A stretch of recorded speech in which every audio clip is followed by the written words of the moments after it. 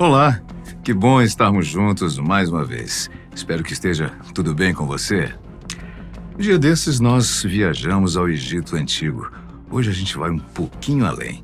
Vamos viajar no tempo.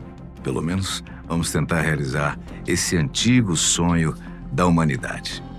Em 95, um jovem americano chamado Mike Markham pôs na cabeça que ganharia um prêmio na loteria, mas para isso seria necessário construir uma máquina do tempo. Ele disse ter viajado e, ao retornar, trouxe uma mensagem aterrorizante. E se for verdade? A viagem no tempo tem sido um desejo tão antigo da humanidade que se tornou uma obsessão para muita gente. É um assunto que faz a imaginação fluir como uma nascente. Afinal, pense o quão interessante seria podermos retornar em algum ponto da nossa vida. E quem sabe, corrigir um pequeno erro cometido, ou ainda voltar na época dos dinossauros, já imaginou? Só para dar uma espiadinha para ver como é que era por aqui. Talvez melhor ainda, ir gradativamente para diferentes épocas do futuro e acompanhar a evolução das nossas gerações. Netos, bisnetos, tataranetos e por aí vai. Pensa, mas será que viajar no tempo é realmente algo possível? Alguém já tentou e teve sucesso? Bem, Mike Markham não só acreditava que isso era possível, como também pôs a mão na massa. Na época, com 21 anos de idade e aluno de engenharia elétrica na cidade de Stanbury, Missouri, Estados Unidos, Mike sonhava em um dia ganhar na loteria e ficar rico. Bom, quem nunca sonhou com isso, né? Por mais que ele fosse um jovem inteligente, ele não conseguia encontrar na matemática uma fórmula que o ajudasse. Então ele pensou, por que não viajar no tempo e conseguir o resultado? Ótima ideia, é claro. É só ir um pouco além do que o relógio marca, ver os números que estão sendo sorteados e pronto. Simples. Só que não, né? Para viajar fisicamente no tempo, a primeira coisa que se precisa é construir uma máquina do tempo. Uma máquina do tempo, no contexto da ficção científica e da especulação teórica, refere-se a um dispositivo ou um método hipotético que permitiria a um indivíduo ou objeto viajar para o passado ou para o futuro, alterando assim a sua linha temporal. Suas características principais são a viagem temporal, que é a capacidade de mover-se ao longo do tempo, permitindo a um observador ou viajante experimentar eventos que ocorreram no passado ou que ocorrerão no futuro. O controle temporal, isto é, uma máquina do tempo é concebida como um dispositivo que oferece controle sobre o tempo, permitindo ao usuário selecionar uma data específica para viajar. O seu mecanismo de funcionamento pode envolver princípios da física teórica, como curvas fechadas de tempo, buracos de minhoca, distorções no espaço-tempo, entre outros conceitos bem avançados. Uma máquina do tempo pode ser usada para explorar eventos históricos, alterar o curso do tempo para corrigir erros ou prevenir desastres, ou simplesmente para fins de exploração e conhecimento. A máquina do tempo é um conceito intrigante que captura a imaginação das pessoas há séculos. Ela não apenas possibilitaria a exploração de diferentes épocas e cenários, mas também levanta questões profundas sobre livre-arbítrio, determinismo e o impacto das ações individuais sobre o curso da história. Enquanto ainda é largamente um tema de ficção científica, o estudo da física teórica continua a explorar os fundamentos conceituais que poderiam tornar a viagem temporal uma realidade potencial no futuro. Mike, então, foi atrás do seu sonho, que ficou um pouco mais difícil, pois ele teria que conseguir agora material suficiente para construir a sua máquina. Inicialmente, Mike começou a construir um aparato chamado Escada de Jacó. E o que é isso? Escada de Jacó é um conceito teórico dentro da física e da especulação sobre viagens no tempo. Não se refere literalmente a uma escada física, mas sim a uma ideia proposta por um cientista como Kip Thorne, um renomado físico teórico. A ideia central da escada de Jacó é criar um caminho no espaço-tempo que permita viajar para o passado ou para o futuro.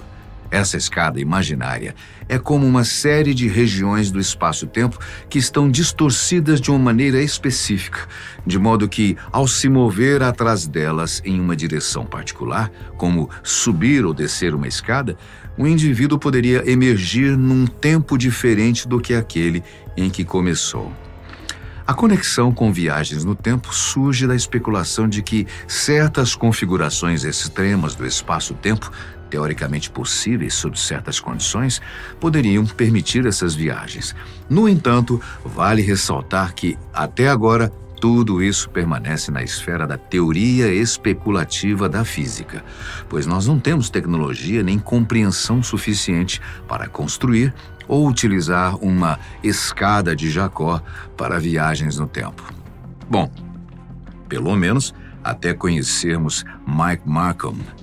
Ele então, fazendo uso de um forno de micro-ondas, o pequeno canhão de laser de um CD player, cobre e peças de pequenos transformadores, acabou construindo a sua provável máquina do tempo, ou improvável. Em um dos testes com a engenhoca, Mike se surpreendeu com algo surreal. Uma marca de calor circular em torno da sua máquina do tempo, semelhante ao que pode ser vista quando o asfalto está quente, só que em forma de vórtice. A máquina de Markham havia criado um vórtice circular. Para ele, aquele vórtice tinha um nome: portal para outra dimensão ou para outro tempo. Para testar o efeito, ele jogou um parafuso de chapa metálica através do vórtice. Mike afirmou que o parafuso desapareceu por um breve momento antes de reaparecer a alguns metros de distância, um segundo depois. Numa entrevista feita ao programa Coast to Coast com Art Bell em relação à experiência com o parafuso, Mike disse o seguinte: What happened to the screw? Well, I had this thing sitting on a table, right? Yeah. And I threw it in there, and I didn't see it after that. It disappeared? Yeah, roughly. I did it 3 times. It's like my laser burned up, so I knew it'd do that. I just didn't think it'd do it so quick. Acreditando que o seu experimento havia dado certo e que o seu parafuso havia viajado mesmo no tempo, Mike decidiu aprimorar a sua invenção. Porém, algo deu errado e a sua nova configuração incendiou-se, destruindo boa parte do projeto. Contudo, em vez de desanimá-lo, isso acabou alimentando ainda mais a sua determinação. Então, necessitando de algo maior, mais potente, Mike resolveu fazer o impensável até então. Numa certa noite, ele invadiu o pátio da estação de St. Joseph, que gerava energia para toda a cidade e toda a região de King City, no Missouri, e roubou nada menos que 6 transformadores para usar no seu projeto. Cada um deles pesava 130 quilos. Pensa a mão de obra. Dias depois, quando começava a fazer os primeiros testes pós-atualização da máquina do tempo, Mike acabou provocando um apagão em parte da cidade, especialmente em todo o seu bairro. Os vizinhos foram acordados por um estouro comum desses tipos de transformadores e então o pessoal chamou a companhia de energia. Depois de toda a rede verificada, eles perceberam que algo mais tinha causado o rompimento da energia. Foi quando descobriram que a fonte do problema estava numa determinada casa e, ao que tudo indicava, teria sido provocado por um certo jovem. Não demorou muito para que a polícia fizesse uma visita a Mike, que acabou sendo preso no dia 9 de janeiro de 1995 pelo xerife do condado de Gentry, Eugene Lupfer. O xerife já possuía em mãos um mandado de prisão para o autor dos roubos na companhia elétrica, lembra? Mike Markham cumpriu pena durante alguns meses e foi libertado ainda em 95. Durante sua entrevista a Art Bell no Coast to Coast, ele disse que gostaria de criar outro experimento, dessa vez de forma legal, e deixou o número do seu telefone para o caso das pessoas que quisessem ajudá-lo com o projeto entrarem em contato com ele. Ele precisava de aporte financeiro e procurava patrocínio. E isso realmente aconteceu. Durante os 3 dias seguintes à entrevista, Mike recebeu inúmeros telefonemas de ouvintes do programa, oferecendo ideias, financiamento e peças de reposição para ajudá-lo a prosseguir no seu trabalho. Com a ajuda e as doações, Mike parece ter conseguido criar uma máquina de tempo maior e mais poderosa para o seu próximo projeto. A nova máquina foi projetada para funcionar a uma taxa de 3 megawatts, significativamente mais potente do que o motor original, que funcionava a uma taxa muito menor. Além disso, ele incluiu um campo magnético rotativo em sua nova máquina, semelhante ao usado pelos militares dos Estados Unidos no Experimento Filadélfia, que inclusive foi um dos casos que mais o incentivaram a criar a sua própria máquina do tempo. Ele acreditava que os campos magnéticos rotativos eram mais eficazes e eficientes. Malcolm pretendia testar a máquina sozinho. Em 1996, durante a segunda entrevista com Art Bell, Mike afirmou estar trabalhando numa máquina do tempo mais avançada. Ele disse que o vórtice eletromagnético era grande o suficiente para uma pessoa entrar. O jovem ainda afirmou que estava próximo de atingir a voltagem necessária para o funcionamento da máquina e que faltavam cerca de 30 dias apenas para ele concluir tudo. Quando questionado sobre o que levaria na viagem, ele respondeu que levaria apenas o celular. Ao final do programa, ele decidiu também fornecer o seu endereço e convidou os interessados para procurar a sua casa no Google Earth. Caso quisessem fazer uma visita para conhecer melhor o projeto de perto, era só procurá-lo. Porém, em 1997, algo bastante inusitado ocorreu. Sob algumas circunstâncias misteriosas, ele desapareceu sem qualquer aviso, deixando o mundo inteiro se perguntando se a sua máquina do tempo realmente tinha funcionado, ou se ele simplesmente tinha se vaporizado no processo. Na época, o seu desaparecimento tornou-se um dos maiores mistérios nos Estados Unidos. Dias depois do seu desaparecimento, um ouvinte ligou para o programa de Art Bell para contar uma história muito estranha que ela havia descoberto. Ouça só. Na década de 1930, a polícia encontrou um homem morto numa praia da Califórnia. Ele foi esmagado até a morte num estranho tubo de metal que o deixou irreconhecível. Ademais, um dispositivo misterioso foi encontrado perto do seu corpo. A pessoa que ligou disse que o dispositivo parecia ser um telefone celular. Olha só. Lembra que, ao ser indagado por Bell durante a entrevista sobre aquilo que ele levaria na bagagem, Mike respondeu que levaria somente o seu celular? Foi por isso mesmo que o atento ouvinte entrou em contato com a rádio, depois de ler a notícia. Será que foi somente uma coincidência? Será que o tal objeto junto ao corpo de 1930 era um telefone do futuro? O cadáver desse homem poderia realmente ser de Malcolm? Bem, impossível determinar. Mas agora vem o mais impressionante. Em 2015, 19 anos depois de ter sido entrevistado por Art Bell, eis que o programa Coast to Coast, ainda com ele, Art Bell, traz de volta das cinzas ninguém mais, ninguém menos do que o próprio Mike Malcolm. Sendo sua primeira entrevista pública em 19 anos, Mike tinha, é claro, muitas atualizações que queria compartilhar com os ouvintes, incluindo o fato de que ele perdeu sua casa num incêndio, com todos os equipamentos em seu interior, que foram totalmente destruídos. Segundo algumas fontes, ele ficou sem moradia por um curto período de tempo e teria ido morar no Havaí no final de 2010.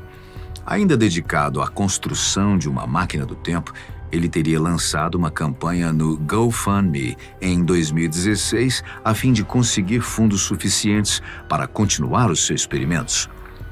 Mais recentemente, em fevereiro de 2016, Mike postou sua atualização na página do Reddit, Fórum Paranormal, dizendo que estava vivo e bem e que ainda estava morando no Havaí. Na postagem, ele escreveu: "Há rumores de que estou morto, não estou bem e que viajei no tempo até 1930, onde fui encontrado morto numa praia dentro de um tubo. Quem postou aquelas fotos de um ruivo também não sou eu.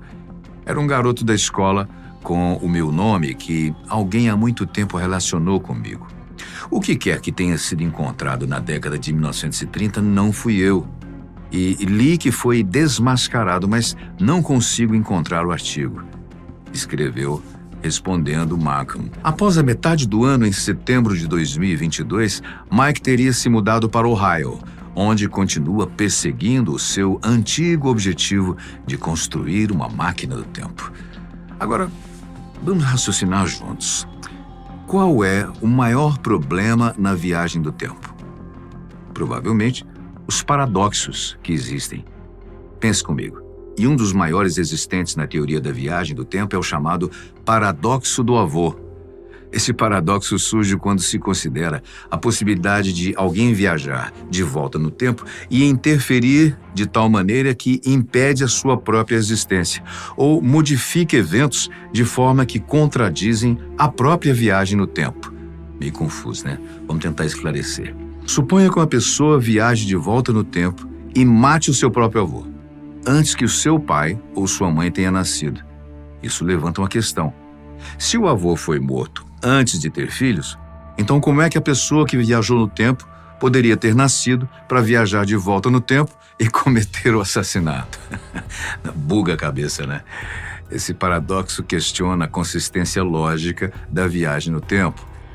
Se eventos no passado pudessem ser alterados dessa maneira, então como pode existir uma linha de tempo estável na qual a viagem do tempo é possível? Percebe?